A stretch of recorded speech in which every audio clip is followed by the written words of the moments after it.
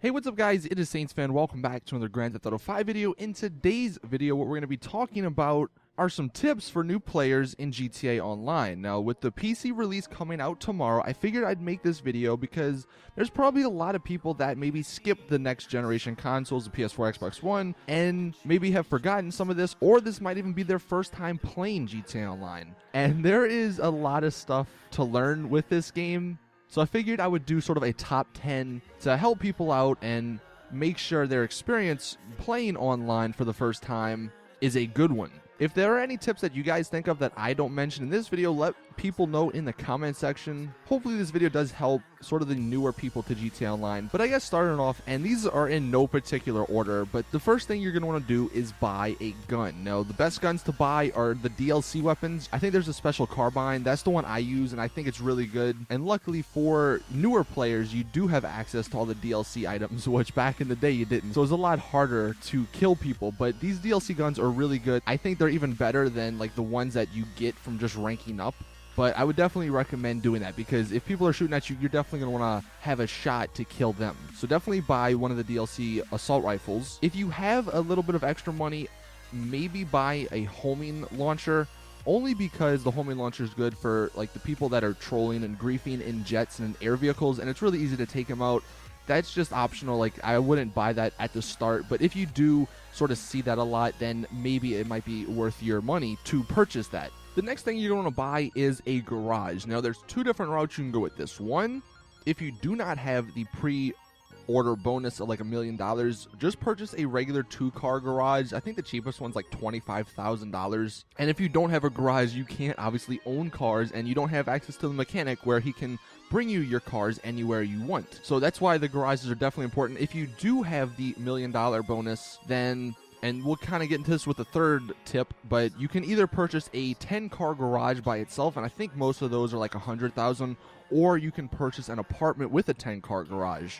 I mean, eventually you are going to upgrade from the 2-car garage if you do wind up going with that, just because, you know, having cars in this game is really fun and customize them and stuff, but obviously just look at, you know, how much money you have, what you're willing to do, and then go from there. Now, moving into like the sort of third tip, and this ties into with the garage like I was saying, you also have the ability to buy an apartment with a 10-car garage. Now, honestly, a high-end apartment, they're not worth it unless you are going to be the host for like heist missions, because you do need to have a high-level apartment, a high-end apartment with a 10-car garage to play heists or to host the heist. If you are not going to be hosting, if you have friends that are going to be hosting, you really don't need a high-end apartment. There's really no purpose for them. I mean, like right now in GTA Online, I have 3 high-end apartments, and I really don't go in them. So you're pretty much just wasting, you know, $100 to $250 to even maybe like $400,000 on just the apartment. When, like I said, you can easily buy, I think there's like 5 or 6 10-car garages by themselves for only like $100,000.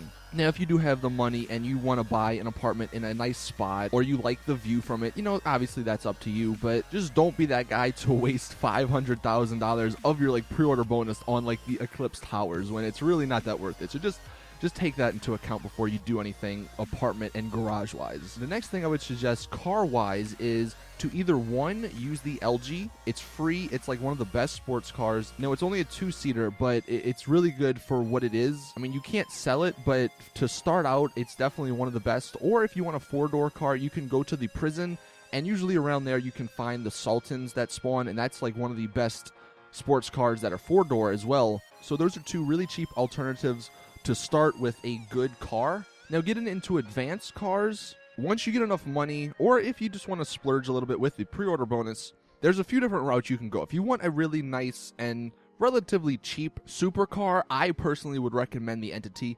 Yes, it might not look as good as the Adder or the Zentorno, but the Entity is just like one of the all-around cars that works pretty much in all the races. It is still one of the best supercars, like speed and acceleration wise. And another reason is you can't really get shot in the back because there is no window. Now, it's kind of like that on most supercars, but the Entity was one of the first that had that. Now, if you want to go the sports car route, I would suggest either the Massacro, because that is the best sports car in, you know, speed, acceleration, all that stuff, Or if you wanted to go for a more practical car, I would do the Armored Kuruma. Now, the Armored Kuruma, you do have to complete the first heist mission. It's pretty simple to do, but the Armored Kuruma, obviously it's armored, so you can't really get shot. And it's definitely one of the best cars for missions and for jobs. So if you are going to be doing a lot of jobs with friends to get money, the Armored Kuruma might be worth investing in. But then the last sort of car that I personally would spend my money on if I only had like $1 million is the Insurgent. The Insurgent is so much fun.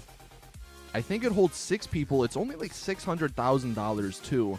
You can customize it fully. It's a tank. It takes like 5 RPGs, 5 sticky bombs, 5 tank shots to blow it up. And many people in GTA Online don't want to blow it up because it does cost $16,000 to replace. Now, if you are looking to do more races and stuff, you're not going to be using the Insurgent in it, but you know, it definitely is one of the most fun cars, at least in my mind. But those are sort of the options you have car-wise. But I would recommend, like I said, just starting off with the Sultan or the LG, just because those are like relatively free. So some more tips that we have is to remember that snacks can heal you, and then you can also buy body armor. So like if you are going to go rob a store, definitely make sure you buy some snacks before you actually kill the guy. There is a certain amount that you can have in your inventory, but it's always nice to have because that's the last thing you want to do is die, especially when you're trying to outrun the cops and maybe even get some RP for doing that. And what's also kind of cool about snacks is that if you're aiming down sights or if you're in a car, they actually heal you instantly. It's not like some animation that you have to do.